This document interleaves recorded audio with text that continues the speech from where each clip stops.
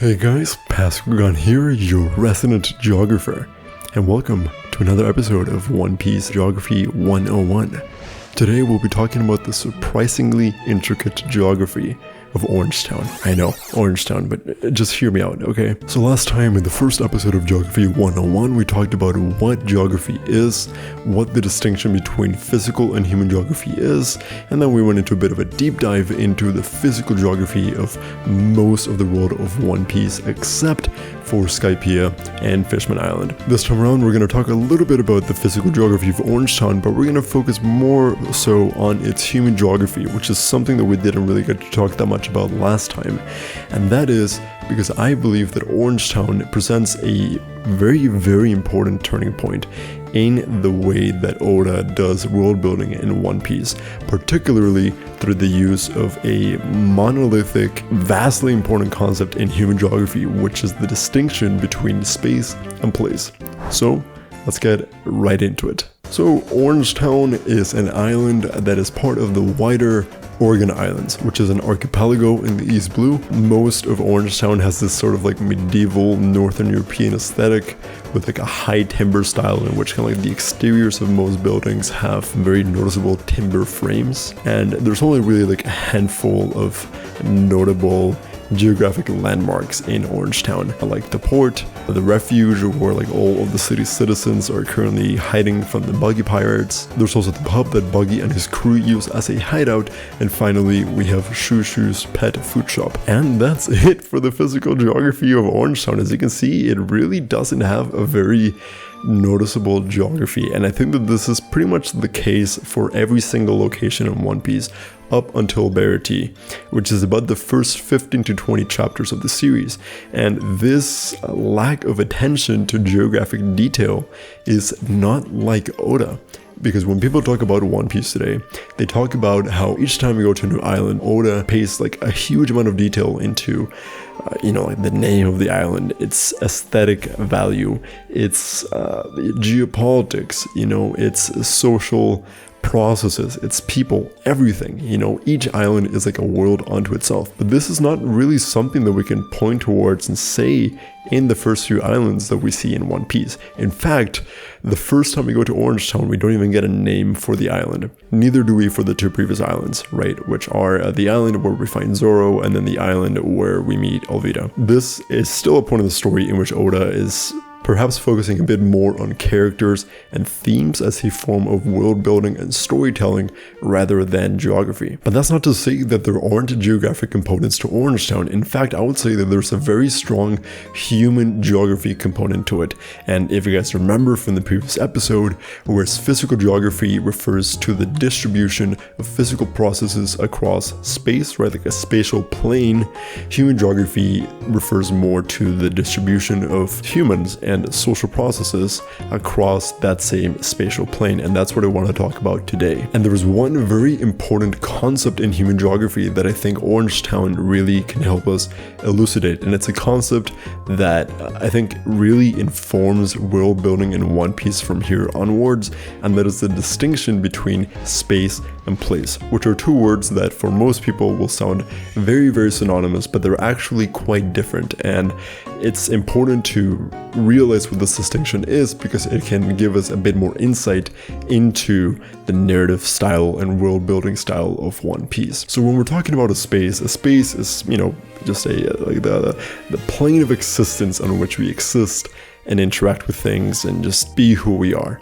Right? It's more of a concept than a real thing, or it can be a real thing that we have no real attachment towards and no real understanding of. Whereas a place is a space that has been imbued with value by a person or group of people. A good example of this distinction is a mountain, right? So a mountain is just a mountain.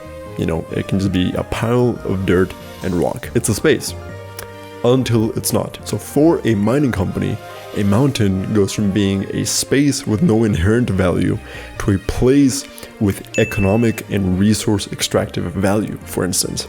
Or for, let's say, the indigenous peoples living on that mountain is a place that is, maybe like a goddess in their cosmology. It can be the center of their world, right? So different groups of people can attach different values to different places, to different spaces, caught me slipping there, to make them into places. And because different people attach different values to different places, they will interact with those places in different ways, and with the people in those places in different ways. So this distinction between space and place can give us a very multi-layered and complex understanding of world building in any story. Now, in the case of Orangetown, when we are first introduced to this island, it's just a space, right? It is this virtually empty island. We don't see anyone living there. The streets are just vacant, right? We see maybe like Nami running down the street, running away from some of the buggy pirates, right? But that's it. We have no real attachment to Orangetown. It's still a space to us. And yeah, you know, we see Buggy just throwing his muggy balls and blowing some shit up, and you're like, wow, well, it's kind of cool. Maybe he's kind of powerful, right? But that's really all you get, because we don't care about these houses that are being destroyed, because we don't know who lives there. We don't know the value that they have. I mean, as far as we're aware, nobody died because nobody was there anymore, right? So this is just a space that has no real value. And this is something that, once again, you can say about every single location that we've been to so far in One Piece. However, as the arc progresses, this space that is Orangetown slowly becomes a place. It starts to gain a noticeable human geography. And this is because Oda slowly starts introducing us to the citizens of this town. Noticeably, through the mayor, we learn that actually this town holds immense value to him and to the town's citizens, because they escaped from their previous town after being invaded by pirates. They founded Orangetown like 42 years ago, I think. And then they just made it their life's work to build this town and make it into a successful port and make it their home. So after seeing that backstory, the next time that Buggy goes ahead and like blows shit up, like you actually feel kind of bad for the mayor and for some of the citizens of that island, you know? Like obviously it's not the most like intense backstory to kind of make us love these characters, but we at least learn to gain some appreciation for their surroundings. And not only that, we also learn that this island actually also holds a value for Buggy. It is also a place for Buggy, and that's because it holds economic value, right, as a place for treasure, and entertainment value as a place to kind of torment the citizens of this town and for Buggy to play king, right? So we have a space transformed into a place with conflicting values by conflicting social groups. And the use of space versus place in Orangetown has a double effect. The first effect is that it creates tension, right, between the villagers and between Buggy in order to create a more dense storyline, right, that has some stakes, that has some conflict to it. And the second is to introduce Luffy as a mediating force, not just in Orangetown, but in all of One Piece. Because yes, even though there are different valuations to this one place, which is Orangetown, these valuations are not equal in Oda's eyes. Through Luffy, it is made clear that the citizens have a more righteous and defendable stake to Orangetown than does Buggy.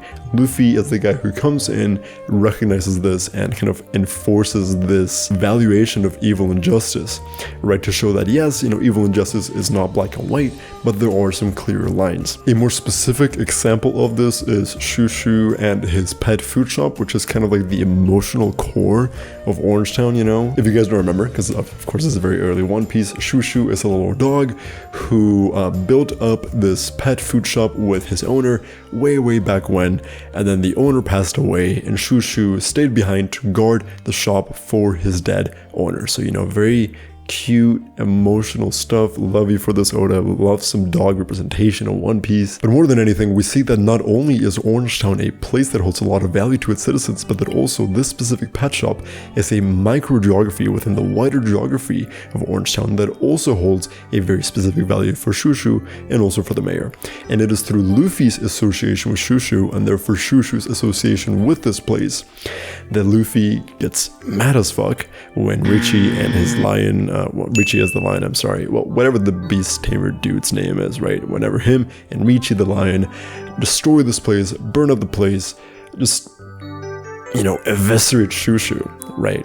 And Luffy gets mad and he just goes into full beatdown mode. It is through this association of characters and geography that Oda manages to make us invested in the world of One Piece, in the story of One Piece, starting in Orangetown and moving on into later arcs as well. And you know, just to kind of wrap this all up, this distinction between space and place, which Oda starts to make more and more clear from Orangetown onwards, is extremely important. because Oda places an increasingly heavy emphasis on geography for world building from this point onwards. And having this distinction between space and place, and then having very rich, complex places for us to have the story in, creates a world that feels more lived in, that is more complex, that has stakes, and that is therefore easier for us to get invested in as readers and as watchers of One Piece. Moving on, we have other good examples like Bear Tea as a place that holds immense value to Sanji and to Seth. There's also Nami's cartography room in Arling Park, which holds a bit of a different connotation as a place because it's actually a place that is a physical manifestation of the torment that Nami has had to go throughout her whole life.